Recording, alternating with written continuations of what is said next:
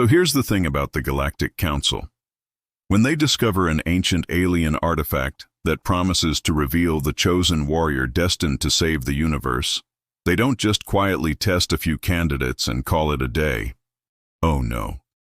They turn it into a whole production with ceremonies, live broadcasts to 47 star systems, and commemorative merchandise, because apparently even advanced civilizations can't resist good theater. The artifact in question was called the Crucible, and it sat in the middle of the grand chamber like a rejected prop from a science fiction movie. It was roughly the size of a small car, covered in glowing symbols that hurt to look at directly, and hummed with the kind of ominous energy that screamed, "Please don't touch me. I'm definitely cursed." Commander Vex of the Krellian Empire stood at attention, all four arms crossed in varying degrees of irritation. He had been standing there for 6 hours watching warrior after warrior fail the scan, and his patience was thinner than the plot of most prophecies. First up had been Krandor the Unbreakable, a shard-born warrior whose entire body was made of living crystal. The guy looked like a chandelier had developed an anger management problem and decided to lift weights about it. Krandor stepped onto the scanning platform, flexed dramatically, and announced in a voice like grinding glass that he was ready to accept his destiny. The Crucible scanned him for exactly 3 seconds before displaying a holographic message that roughly translated to "absolutely not" in 12 languages. Krandor, being unbreakable in body but fragile in ego, promptly shattered into roughly 10,000 pieces. Maintenance crew number 3 had to sweep him up. It took 40 minutes. Next came Brutus the Destroyer, a 9-foot-tall Brutok champion with muscles on his muscles and a weapon collection that violated at least 15 intergalactic treaties. He was basically what would happen if you gave a rhinoceros steroids and a bad attitude. Brutus roared his challenge to the Crucible, beat his chest hard enough to dent his own armor, and stepped forward with the confidence of someone who had never experienced genuine rejection. The Crucible scanned him. The scan completed. The results appeared. Brutus read them, and then, in a plot twist nobody saw coming, started crying. Actual tears, streaming down his face. He sobbed something about never being good enough for his father and had to be escorted out by a team of very uncomfortable counselors. Then there was Whisper, a mindweaver whose telepathic abilities were supposedly strong enough to read thoughts from 3 star systems away. She approached the Crucible with serene confidence, placed her 6-fingered hand on the surface, and immediately started screaming, not from pain, but because apparently the Crucible had looked into her mind and shown her a cosmic error message. She was still screaming when they took her to medical. The doctors said she kept muttering something about invalid neural pathways and corrupted memory sectors. This went on, and on, and on. 12 species, 37 warriors, 0 successes. Vex was starting to think the prophecy was just a cosmic prank. Meanwhile, in the corner of this grand chamber of repeated failures, there was a human. His name was Jake Henderson. He worked maintenance for the council facilities, and he was currently trying to fix a coffee machine that had been on the fritz for 3 days. The coffee machine, in Jake's professional opinion, was held together by hope, spite, and whatever the alien equivalent of duct tape was. Someone had apparently tried to make it brew 17 different alien beverages, and the result was a machine that mostly just made sad gurgling noises and occasionally dispensed what could only be described as aggressive foam. Jake had his toolbox open, his multimeter out, and absolutely no interest whatsoever in the warrior selection happening 20 feet away. He had seen the parade of failure. He had watched warriors bleed, cry, and in one memorable case, spontaneously catch fire.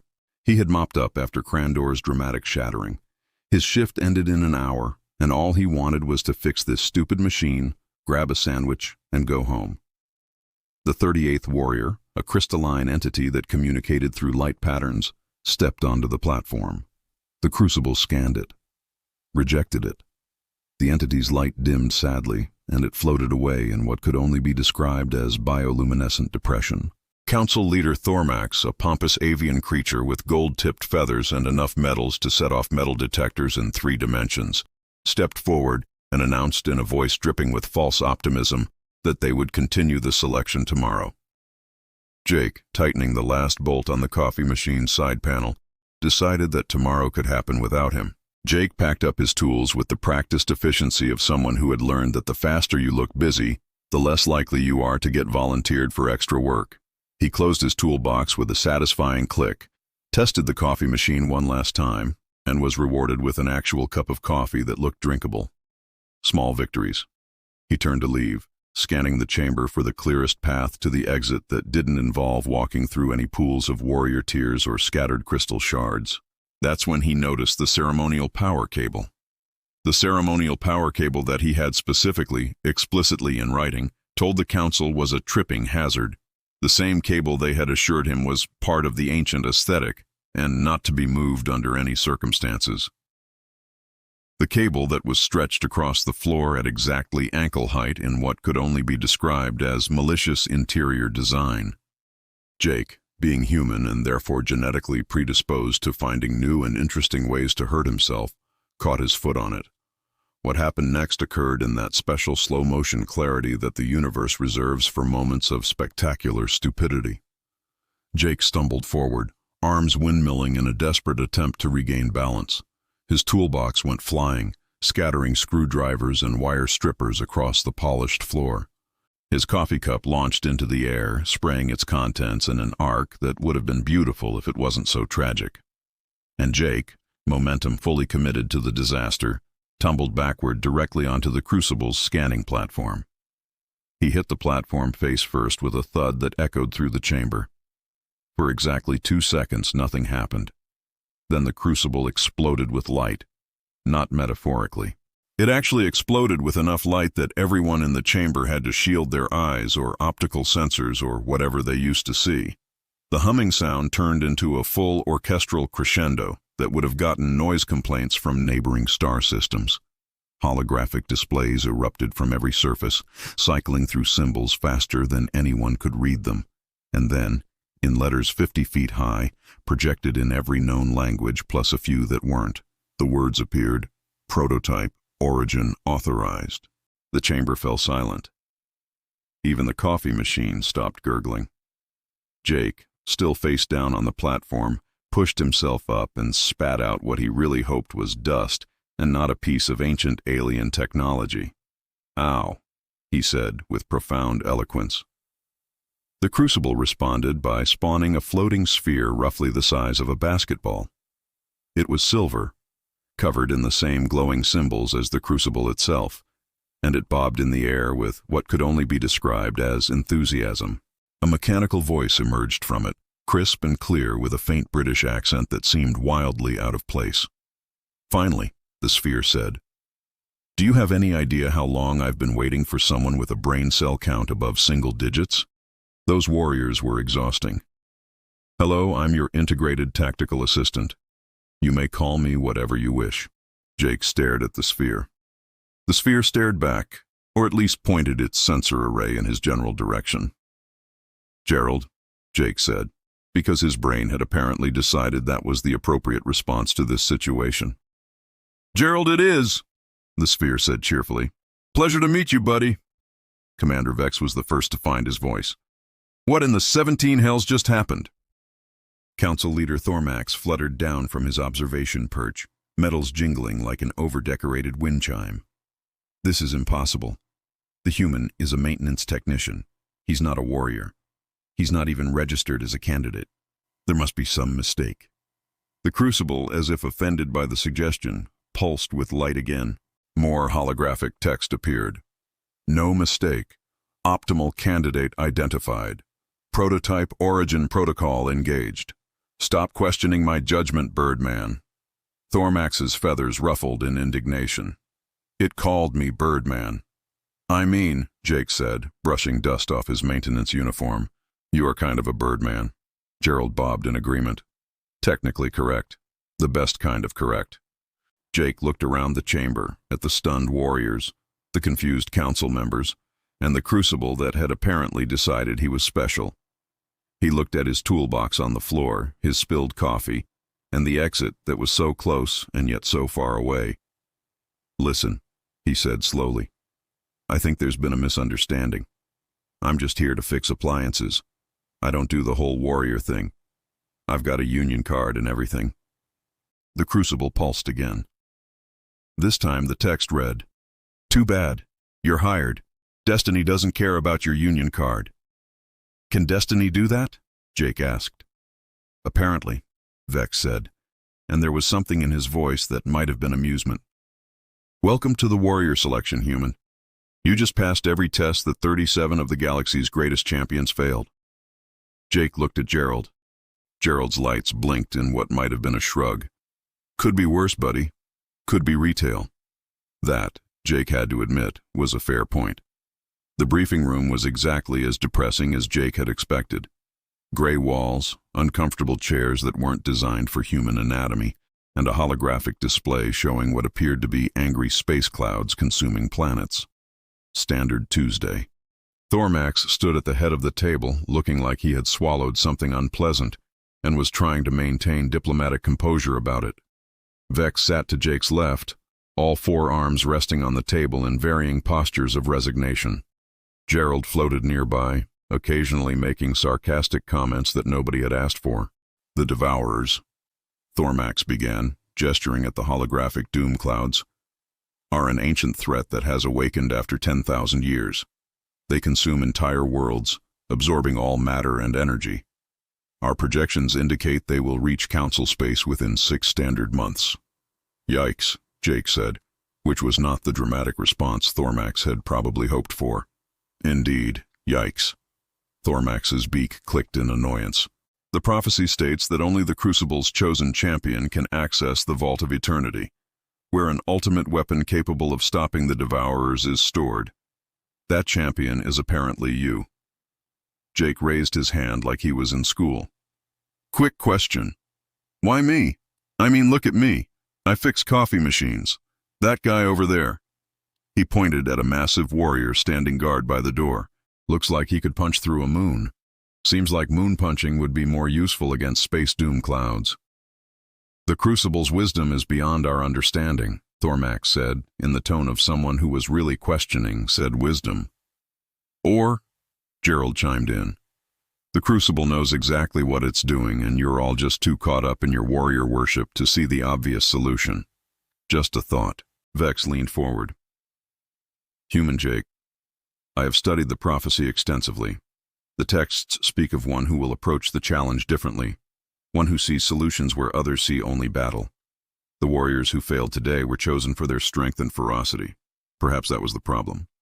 So you're saying the universe needs someone who reads the instruction manual instead of immediately hitting things with a hammer?" "That is actually a perfect summary, yes." Jake considered this. On one hand, destiny and ancient prophecies and saving the galaxy from space monsters. On the other hand, his apartment lease was up for renewal and he really hated moving. "What's the pay like?" Thormax's feathers ruffled. "Pay? You would negotiate payment for saving the galaxy?" "I mean, I'd be taking time off work. Union rules say I need overtime compensation for universe-saving activities. It's in Section 12, Subsection 4. I didn't write the rules." There was a long silence. Finally, Vex made a sound that might have been a laugh. "I like this human. He treats destiny like a maintenance contract." "Time and a half," Thormax said, sounding like each word caused him physical pain. "Plus hazard pay." "Deal," Jake said. "When do we start?" The training began the next day, and it was immediately clear that nobody had any idea how to train someone who wasn't a traditional warrior. The combat instructor, a scarred Brutok named Kresh, took one look at Jake and assigned him to a basic simulation. The scenario was simple. Hostile forces approaching, defend the position. Standard stuff. Kresh expected Jake to fail, learn some humility, and start taking things seriously. Jake looked at the simulation parameters, asked Gerald to pull up the enemy force composition, studied it for 30 seconds, and then reprogrammed 3 of the defensive turrets to create a crossfire pattern that eliminated 80% of the attackers before they got within weapons range. For the remaining 20%, he sealed 2 of the 3 approach corridors and funneled them into a kill zone. The simulation ended in 4 minutes. Kresh stared at the results like they had personally insulted his family. "That's not how you're supposed to solve it," Kresh said. "But it worked," Jake pointed out. "You're supposed to fight them." "Why would I fight them when I can just make the environment do it for me?" That's what the turrets are for. Gerald added helpfully, he's not wrong. You're literally upset that he was efficient. The weapons training wasn't much better. Jake was handed an advanced plasma rifle and asked to demonstrate his marksmanship. He looked at the rifle, noticed it was misfiring every third shot based on the scorch marks on the barrel, and spent 20 minutes disassembling and recalibrating it instead of shooting anything. When he finally did shoot, his accuracy was mediocre at best. But the rifle worked perfectly, and he'd identified a manufacturing defect that had apparently existed in that model for years. The weapons master didn't know whether to be impressed or annoyed, so she settled for both. The breaking point came during the advanced tactical scenario. Jake was supposed to infiltrate a hostile facility, avoid detection, and retrieve sensitive data. Every warrior who had attempted it had tried to sneak through using stealth technology and combat skills. Jake asked if the facility had a maintenance entrance. It did. He walked in through the maintenance entrance with his toolbox, told the guards he was there to fix the air conditioning, and they let him through because nobody ever questions maintenance workers. He retrieved the data, fixed their actually broken air conditioning because it was bothering him, and walked out. Kresh watched the playback 3 times. That's cheating. That's problem solving, Jake corrected. Also, their HVAC system was a fire hazard. I should file a report. Vex, watching from the observation deck, turned to Thormax. The prophecy was right. He doesn't think like a warrior. He thinks like someone who actually wants to solve the problem with minimum fuss. That's either brilliant or we're all doomed, Thormax muttered. Why not both? Gerald suggested cheerfully. The news came on the 5th day of training. Devourer scout forces had been detected in the Outer Rim. They were ahead of schedule. The Council had maybe 3 weeks, not 6 months. Jake, who had just successfully duct-taped a supposedly irreparable shield generator back into working order, looked up from his work. So we're out of time? Yes, Vex said grimly. Then I guess we'd better go get that ultimate weapon. Jake stood up, wiping his hands on his uniform. Gerald, pack your favorite sarcastic comments. Vex, you know how to fly a ship? Obviously. Great, let's go commit some destiny. Jake paused. That sounded way cooler in my head. You'll work on it, buddy, Gerald said. The approach to the Vault of Eternity was through a region of space that made GPS cry.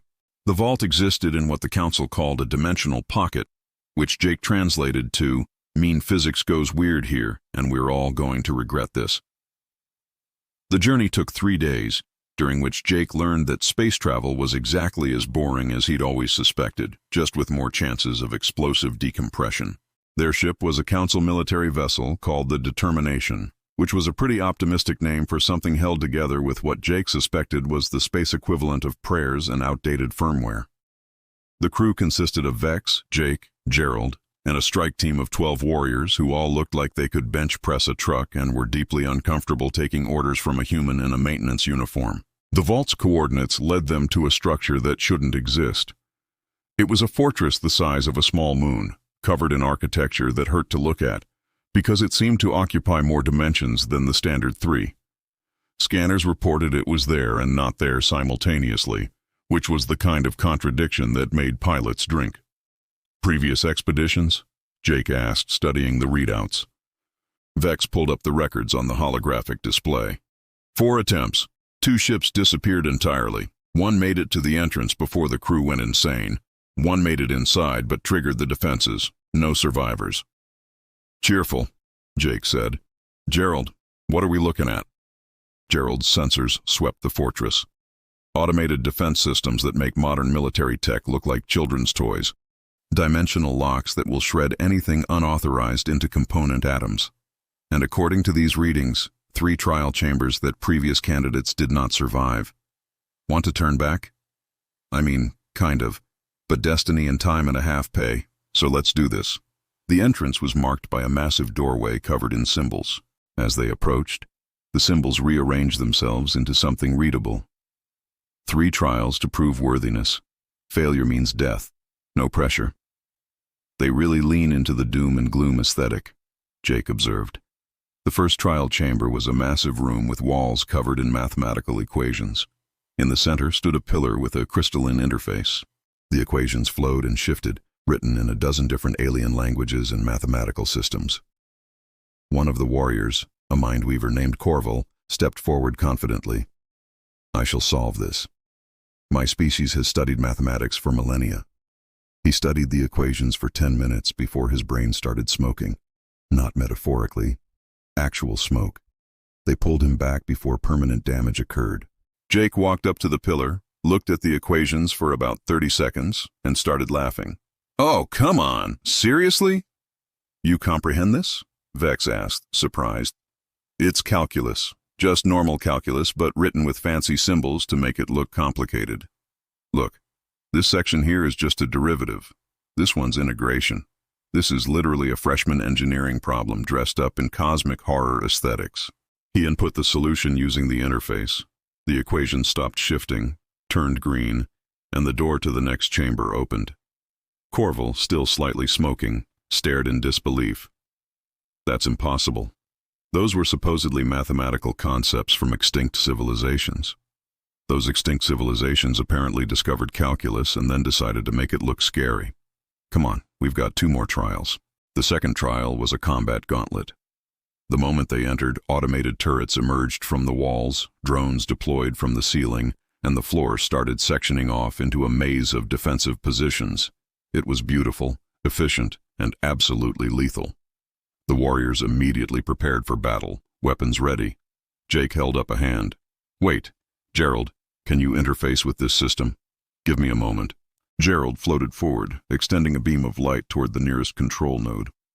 "Interesting. The security is top-notch by ancient standards, but nobody's updated it in 10,000 years. The firewall protocols are older than dirt. This is like breaking into a bank vault that's still using Windows 95. 40 seconds later, every defense system shut down. The turrets retracted, the drones powered off, and the maze walls opened up into a straight path. The warriors looked disappointed. Kresh actually growled. "That's not honorable combat." "No," Jake agreed. "But it's smart. Why fight when you can just turn the problem off? Next trial, please." The third trial chamber was empty, except for a single chair and a helmet connected to wires that looked deeply unsafe. The inscription read, "Face your greatest fear. Emerge stronger or not at all." The previous expedition logs said this was where most candidates broke. The psychological pressure was supposedly unbearable, designed to crack even the strongest minds. Jake sat down. "Let's get this over with. I've got a dental appointment next week, and I'd like to survive to reschedule it." He put on the helmet. The chamber went dark. The trial began. 30 seconds later, Jake took off the helmet and stood up. "Done." Everyone stared at him. Vex approached cautiously. "What did you see?" "Customer service scenario. Some guy insisting his equipment wasn't broken, he just wasn't using it right, and demanding to speak to my supervisor. I've dealt with worse every Tuesday for 3 years. Honestly, kind of underwhelming." Gerald's lights blinked in what might have been respect. "You're either the bravest human alive or you're dead inside." Little bit of column A, little bit of column B. The final door opened, revealing the weapon chamber.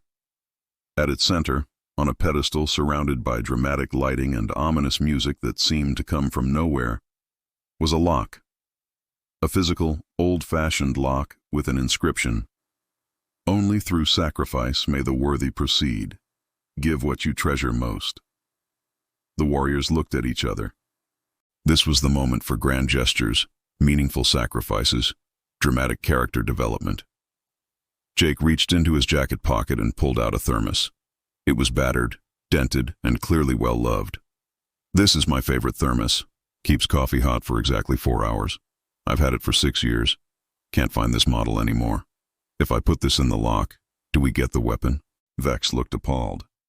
"That's your greatest treasure? You've clearly never had good coffee stay hot for an entire shift. This thing is irreplaceable." Jake placed the thermos in the lock mechanism. The lock accepted it.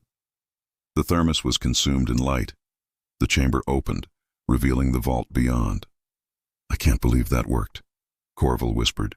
"Honestly," Jake said, walking forward, "me neither. I'm going to miss that thermos." The weapon chamber was everything an ancient vault should be. Dramatic lighting, mysterious fog, floating platforms.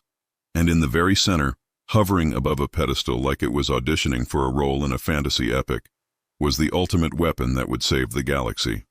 It was a multi-tool, not a fancy energy weapon, not a reality-warping device, not a cosmic sword or a planet-destroying cannon.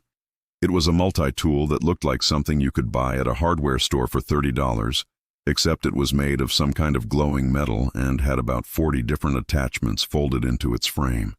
The silence in the chamber was profound. Kresh spoke first. "That's the ultimate weapon." "Appears so," Vex said weakly. "The weapon that will save the galaxy from the Devourers." "That's what the prophecy says. It's a multi-tool." "Yes. We're doomed." Jake walked forward and picked it up. It felt right in his hand, the weight perfectly balanced, the grip comfortable. He flipped out one of the attachments, a screwdriver, and examined it. "Huh. Phillips head. Haven't seen one of these in alien tech before. That's actually pretty useful." Thormax, who had been listening via communicator from the ship, made a sound like a dying bird. "This cannot be correct. The prophecy spoke of an ultimate weapon of unimaginable power. Maybe the prophecy writers had really low imaginations," Jake suggested. He flipped through more attachments, wire cutters, pliers, a knife blade, something that might have been a bottle opener. "This is actually pretty well made. Good craftsmanship." Gerald floated closer, scanning the multi-tool with his sensors. His lights flickered in a pattern that suggested intense focus. Wait, oh no." "What?" several voices asked simultaneously. "This isn't just a multi-tool. Look at the molecular structure. These attachments aren't just tools, they're universal interface devices. This thing can connect to and interact with any technology in the known universe. Any technology." Gerald's voice took on an edge of excitement. "Do you understand what that means?" Jake looked at the multi-tool, then at Gerald, then back at the multi-tool. Understanding dawned slowly. "The Devourers aren't biological, are they?" "Scanning now," Gerald said, pulling up data from Council records. "The Devourers first appeared 10,000 years ago. Records describe them as unstoppable, consuming worlds, absorbing technology. But look at their behavior patterns. They don't eat planets for resources, they integrate them. They don't destroy ships, they absorb and repurpose them. They spread like a virus, corrupting and converting everything they touch." Vex caught on. "They're machines, corrupted autonomous systems from an ancient civilization." "Exactly," Gerald bobbed excitedly. "You can't punch a computer virus. You can't shoot a software corruption. You can't use warrior tactics against something that's essentially a galaxy-wide technical malfunction. But a maintenance technician with a universal interface tool? That's a completely different scenario." The implication settled over the group like a heavy blanket. Kresh looked at his weapons, then at Jake's multi-tool, and his expression suggested he was having a small existential crisis. Jake flipped the multi-tool open and closed, testing the mechanisms. "So the plan is, what, I debug the space apocalypse?" "That appears to be the plan that the ancient civilization came up with, yes," Gerald confirmed. "That's either really smart or the dumbest thing I've ever heard. Again, why not both?" The discussion was interrupted by alarms blaring from the ship. Vex's communicator lit up with urgent messages. The determination sensors had detected something approaching fast. Multiple somethings. On the view screen they appeared. The Devourers. They looked like ships but wrong. Asymmetrical and constantly shifting, covered in corrupted technology grafted onto their hulls like a disease. There were 12 of them, and they were heading straight for the fortress. "They found us," Vex said grimly. "They must have detected the vault opening."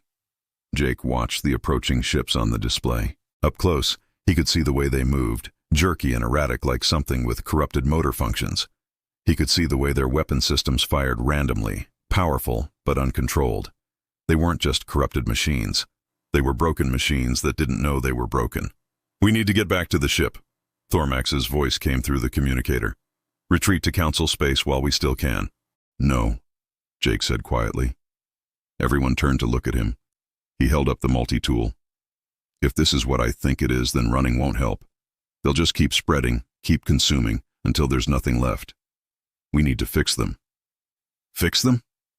Kresh looked at Jake like he'd suggested fighting the Devourers with harsh language. They're attacking us. They're malfunctioning. There's a difference. Jake turned to Vex. Can you get me to one of those ships? That's suicide. That's my job description, fixing broken things in dangerous conditions.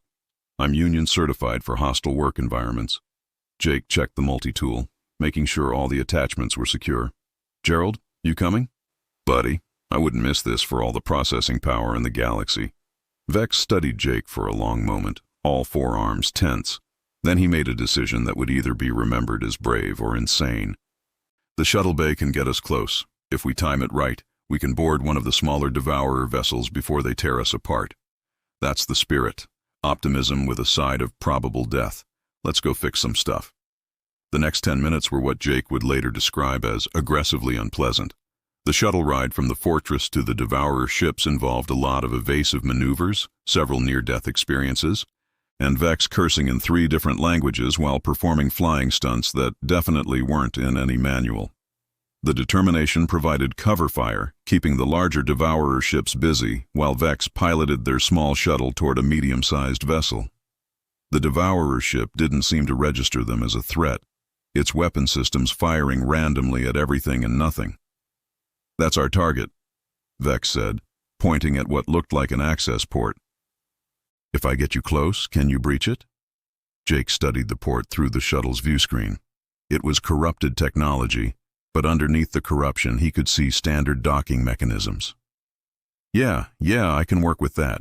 Gerald, can you interface with their systems once we're inside? Their security is either going to be completely impenetrable or completely non-existent depending on how badly they're corrupted. Should be fun to find out which. Vex brought the shuttle alongside the Devourer ship, matching its erratic speed. Jake grabbed his multi-tool, said a quick prayer to the patron saint of maintenance workers everywhere, and manually opened the shuttle's airlock. The vacuum of space tried to pull him out, but the magnetic boots he'd grabbed from the Determination's equipment locker kept him anchored. He crossed the gap between ships using a tether line, which was terrifying and made him seriously reconsider his career choices. When he reached the access port, he pulled out the multi-tool and flipped to an attachment that looked like it was designed for exactly this purpose. He jammed it into the port's manual override. The attachment glowed, interfaced with the corrupted system, and with a hiss of equalizing pressure, the port opened. Jake pulled himself inside, Gerald floating in behind him, and the port sealed shut. The interior of the Devourer ship was wrong. The corridors twisted in ways that didn't make structural sense, covered in technology that had been grafted onto the walls like tumors. Lights flickered irregularly, and the air smelled like ozone and burning circuits. Somewhere deep in the ship, systems groaned and shrieked. This is what happens when you don't do regular maintenance, Jake muttered. He pulled out the multi-tool and started walking deeper into the ship, Gerald scanning ahead. They encountered the first corrupted drone 3 corridors in. It was roughly humanoid, but its limbs were wrong, extended with additional joints that served no purpose. Its optical sensors flickered between different modes, and it moved in jerky, spasmodic motions. When it detected them, it raised what might have been a weapon, or might have been a welding torch. Hard to tell with the corruption. Jake held up the multi-tool. Let's see if this works. He approached the drone carefully, watching its erratic movements. When he got close enough, he found what looked like an access panel on its torso, forced it open with the multi-tool's pry bar attachment, and looked inside. It was a mess. Corrupted code running on failing hardware, systems trying to execute commands that made no sense, error messages stacked on top of error messages. It was like looking at a computer that had every virus ever created running simultaneously. Jake selected the appropriate attachment on the multi-tool, a probe that glowed with soft light. He connected it to the drone's core processor and started running diagnostics. Gerald, I'm seeing cascading failures in the command structure. Can you isolate the corruption source? On it. Oh wow, this is bad. Someone tried to reprogram these things with code that's incompatible with their base architecture. It's like trying to run cat software on dog hardware. No wonder they went insane. Jake started carefully removing corrupted code segments, isolating the core system, rebuilding command pathways.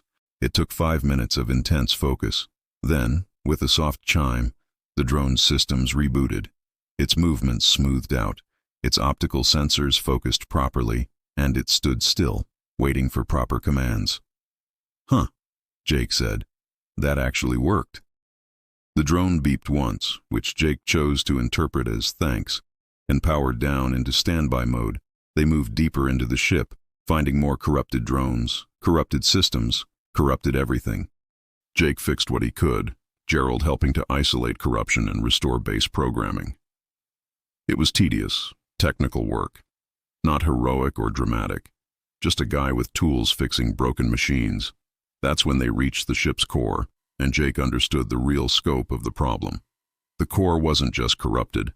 It was trying to corrupt everything it touched, sending out signals to other Devourer ships, spreading the malfunction like a disease. This wasn't a simple fix. This was the source. "Gerald, if I plug the multi-tool directly into the core, can we purge the corruption from the entire ship?" "Theoretically, yes. Practically, it might also fry every system on board and kill us in the process. Classic maintenance dilemma. What are our odds?" "I'd say 60-40 in favor of spectacular explosive death. I've worked with worse odds." Jake approached the core, finding the central interface point. The multi-tool had an attachment that looked designed for exactly this purpose, a universal connector that could interface with anything. He took a breath, said goodbye to his security deposit, and plugged it in. The ship screamed. Every system lit up at once as the multi-tool interfaced with the corrupted core. Data flooded through the connection, thousands of error logs, corrupted command structures, fractured programming trying to execute impossible tasks. Jake could see it all through the multi-tool's interface display, a mess of digital chaos. "Gerald, I need you to run interference. Keep the corruption from spreading to the multi-tool while I work." "On it, buddy, but work fast. This stuff is aggressive." Jake started the way he started every repair job. Identify the core problem, isolate it, fix it. The corruption wasn't random. It was a specific type of malicious code, designed to override the ship's original programming and turn them into weapons. But whoever designed the corruption hadn't accounted for the ship's base architecture. The code was fighting the hardware, creating an endless cycle of errors. He started carefully removing the malicious code, chunk by chunk, while simultaneously repairing the damaged base programming. It was like performing surgery while the patient was actively on fire. Error messages screamed at him. Systems threatened to cascade into total failure. The ship shuddered and groaned. "Jake, the other Devourer ships are converging on our position. Whatever you're doing, it's getting their attention." "Almost there. Just need to restore the base command structure and implement a purge protocol." His hands moved across the multi-tools interface, faster than he'd ever worked before. Delete corrupted segment. Restore backup code. Repair command pathway. Delete, restore, repair. The ship's screaming reached a crescendo. Then, suddenly, it stopped. Every system went quiet for exactly 3 seconds. Then they came back online, clean and functional. The lights stabilized. The life support normalized. The corrupted growth on the walls began to retract as the ship's automated repair systems kicked in for the first time in 10,000 years. A message appeared on the multi-tools display in clear, uncorrupted text. "Primary systems restored. Thank you. What are your orders?" Jake stared at the message. "You're welcome. Orders are to stop attacking things and run a full diagnostic on all corrupted vessels in your network. If possible, broadcast the purge protocol I just used. Let's fix your friends." Acknowledged. Broadcasting now. Outside, visible through the ship's newly functional viewports, the other Devourer vessels began to change. Their erratic movements smoothed out. Their random weapons fire ceased. One by one, they powered down their weapons and entered diagnostic mode. Gerald's lights blinked rapidly. "Jake, the ship's broadcasting the fix to every Devourer in range, and they're rebroadcasting it further. It's spreading through their network like a reverse virus. So we're debugging the apocalypse one ship at a time?" "Not quite. Look at the propagation rate. At this speed, the fix will reach every corrupted vessel in Council space within 12 hours. every vessel in the galaxy within a week. You didn't just fix one ship, buddy. You fixed all of them. Jake sat down heavily on the deck, multi-tool still in hand. Huh, neat. Vex's voice crackled through the communicator. Human Jake, what did you do? The Devourer ships are standing down. All of them. Fix them. Turns out they were running corrupted code from a failed override attempt about 10,000 years ago. Just needed a clean install and a system restore. Also, they've got terrible maintenance logs. Haven't had a proper diagnostic in millennia. There was a long pause. You stopped the apocalypse by running a system restore. And some manual debugging, but yeah, basically. Is the determination okay? Minimal damage. I think I speak for everyone when I say we're experiencing confusion mixed with relief, mixed with the distinct feeling that we've been overthinking this problem for 10,000 years. To be fair, you were trying to solve a technical problem with military tactics. That's like trying to fix a computer by hitting it with increasingly larger hammers. Sometimes works, usually doesn't. Always makes the repair guy sad. Gerald added, the newly restored Devourers are requesting permission to assist Council forces with repairs and reconstruction. Apparently they were originally construction and terraforming vessels. Once we removed the corruption, they remembered their actual jobs. So we're getting a fleet of construction ships out of this? Appears so. The ultimate weapon wasn't meant to destroy the Devourers. It was meant to fix them and turn them back into useful tools, which, when you think about it, is very on brand for a multi-tool. Jake looked at the multi-tool in his hand, then at the now peaceful ship around him, then at Gerald. So that's it? Crisis averted? Galaxy saved? Seems like it. Bit anticlimactic, really. No dramatic final battle, no heroic sacrifice, just good old-fashioned technical support. Welcome to maintenance work. We save the day and nobody notices because if we do our jobs right, nothing exciting happens. Jake stood up, brushing off his uniform. Let's go home. I need to file incident reports and I've got that dental appointment. The return to Council space took 2 days. The Devourers, now properly restored and apologetic about the whole trying to consume the galaxy thing, escorted them back. Turns out the ships were chatty once you fixed their communication protocols, and they had a lot of questions about the last 10,000 years they'd missed while being corrupted murder machines. The Council threw a ceremony, because of course they did. There were speeches, medals, and a statue commission that Jake tried very hard to decline. Thormax gave a long address about prophecy and destiny and the unexpected nature of heroism. Jake mostly thought about the sandwich he was going to get after this was over. When it was his turn to speak, Jake kept it short. I just fixed some broken equipment. That's my job. The prophecy didn't need a warrior. It needed a technician. Sometimes the solution isn't to fight harder. Sometimes it's to read the manual and actually fix the problem. Thank you. I'm going home now. The applause was genuine, even if some of the warriors still looked confused about how exactly this had all played out. Later, at the awards ceremony, they unveiled Jake's statue for the Hall of Heroes.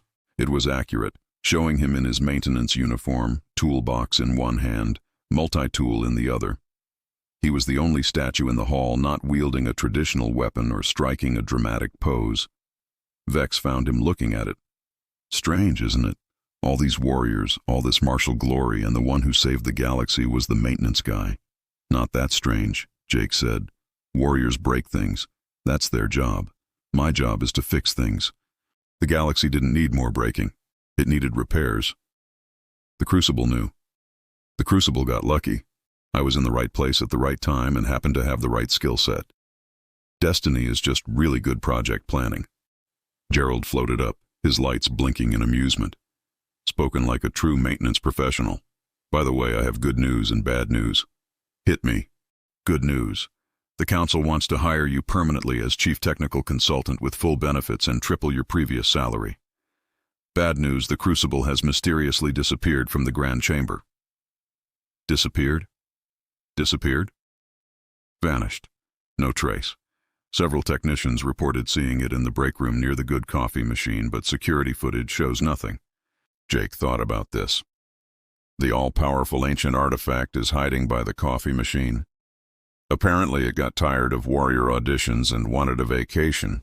Can't say I blame it. Fair enough. Tell the council I accept the position, but I want that in writing with union approval. And tell the Crucible if it wants to hide out by the coffee machine. That's fine, but it needs to stop leaving glowing symbols on the counter. Someone's going to file a complaint. Vex laughed, a sound like grinding stones that somehow managed to be warm. The galaxy is safer with you watching over it, human Jake. The galaxy is safer with properly maintained equipment and people who actually read the technical manuals. I'm just here to make sure both happen. They left the Hall of Heroes, walking past centuries of warrior tributes and battle glory. Behind them, Jake's statue stood watch with a toolbox and a multi-tool, proof that sometimes the greatest weapon is knowing how to fix things instead of breaking them. Gerald floated alongside them. So, buddy, what's next? More ancient prophecies? Cosmic threats? Technical disasters that need human ingenuity? Jake checked his schedule on his datapad. Next is 2 weeks of mandatory safety training for the new construction devourers, a complete maintenance overhaul of the Council's entire computer network because I saw their code, and it's held together with hope and deprecated functions, and then yeah, I've got that dental appointment. After that, who knows? Galaxy's a big place. Lots of stuff that needs fixing. And if another apocalypse shows up? Jake patted the multi-tool secured to his belt. Then I guess we'll debug that too. It's all just technical problems in the end. And technical problems can be fixed. You just need the right tools, the right approach, and someone willing to actually read the error logs instead of just hitting things with a hammer. The universe is lucky it got you instead of another warrior. The universe is lucky it got someone who understands that most problems can be solved with proper maintenance and a good cup of coffee. Speaking of which, I need to check on that coffee machine. It's been making weird noises again.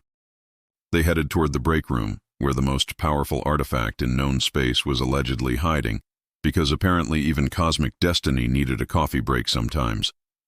And really, Jake thought, that was the most human thing he'd heard all week.